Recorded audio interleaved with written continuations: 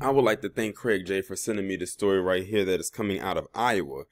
And it involves this guy right here whose name is Alexander Jackson. And he is facing 3 counts of first-degree murder because he killed 3 of his family members. Now, you're wondering why he did it? It's because his dad told him to find a job or move out. Now, this story sounds awfully familiar to a story I did a couple years on my channel, but this guy was extremely privileged. He came from a very wealthy background, and his dad pretty much told him the same thing, but he didn't want to do it, so he ended up killing his dad. And I think they ended up finding him guilty, and he's locked up right now, or at least he should be. So here we have another story where this happens. Now, there's always been this stigma in the black community that we push our kids out of the house too soon when they're not ready. And even when that does happen, you'll rarely ever hear stories of the kid killing their parent because of that.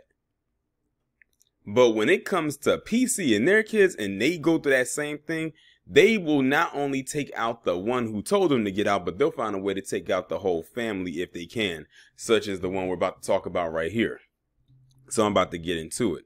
Alexander Jackson, a 20-year-old University of Iowa student, called police Tuesday morning in panic, claiming a masked intruder had shot him and his father inside their home.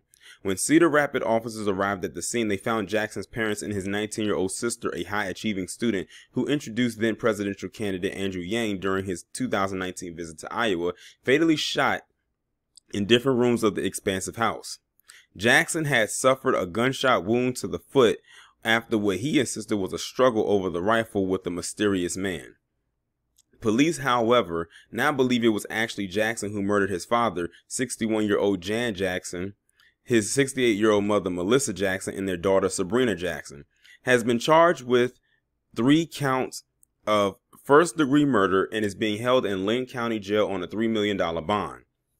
While authorities have not yet established a motive, a criminal complaint obtained by the Daily Beast said that Jackson admitted that his father had recently advised that he needed to find a job or move out. It noted that the house showed no signs of being burglarized. This was a horrendous murder, Assistant Lynn County Attorney Ryan Decker said during Jackson's initial court appearance on Wednesday.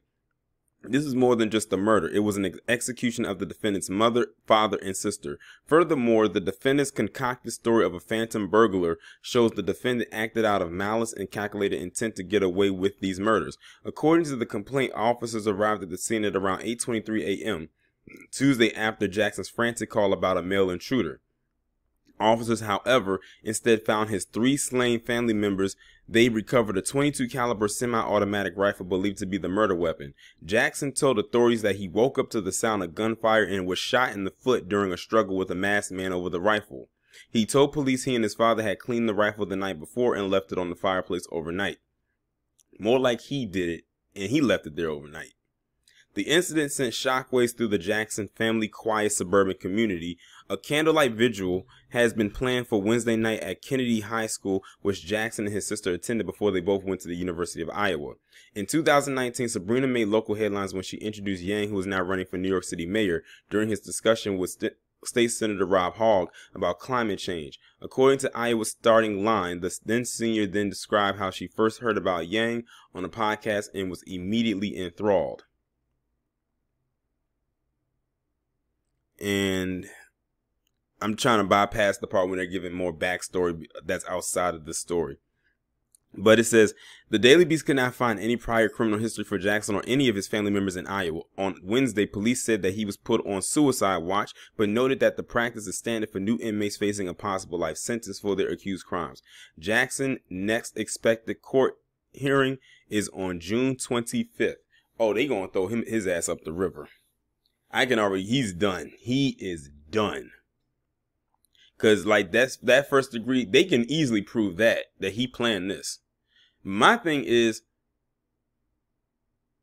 it's bad enough that he killed his dad because his dad told him to get out the house and, get a job and, and everything like that, which pretty much lets us know he was a freeloading bum. And it sounds like they came from a well-to-do type of lifestyle. And that goes back to something I just said, because I didn't know what his background was until I read, when they said expansive house, I already knew that he had money. But when they said that, he lived in the suburbs and everything like that, it's like, oh yeah, so he's well off. He's not like, they're not poor or anything like that, or middle class, quote unquote. they, has some funds. And it's a common theme that I'm noticing that a lot of white kids have, where they become overly spoiled, and then when they're told to do something and they defy it, they go to the extreme, and this is the end result. But it's bad enough that he killed his dad, but he took out his mother and his sister as well. I wonder it's because he just didn't want no witnesses. And they said it was a rifle, so it definitely made noise. So, it may have been a struggle, and they were trying, and he probably, in that struggle, he just killed them. Like, he took out his entire family in a short amount of time. He's the only one left. But he's most likely going to go to jail. Like, I don't see him walking from this at all. Especially since he premeditated this. And then he said it was a mysterious man. I'm curious what description he would have gave, because they found out there wasn't no mysterious man before he could even be asked a description. I wonder if he was going to say, oh, it was a black man wearing a black hoodie and black jeans, driving a black SUV, because that's usually the go-to description of these intruders. Whenever let them tell it. And if the person ain't black, they got all black on and driving a black vehicle. It's usually somewhere along that line that the person ain't black themselves. But yeah, this story just sounds all too familiar, like one I've done before and probably done or come across before in the past. And it gives me some Menendez brothers vibes as well. Because we remember that story, back in the day, they killed their parents and just went buck wild with their money. And by their money, I'm talking about their parents' money. And that's pretty much how they found out that they were the ones that did it. But yeah, this is going to continue happening. It's probably another case happening right now that we just haven't heard about. But this is what happens sometimes when kids become overly spoiled. Now, I'm not saying that they overly spoiled him, but it has spoiled vibes to it. Because why would he react like that if his dad told him to get out and, get a job? And mind you, like, he's 20. So, yeah, y'all let me know what y'all think down in the comments.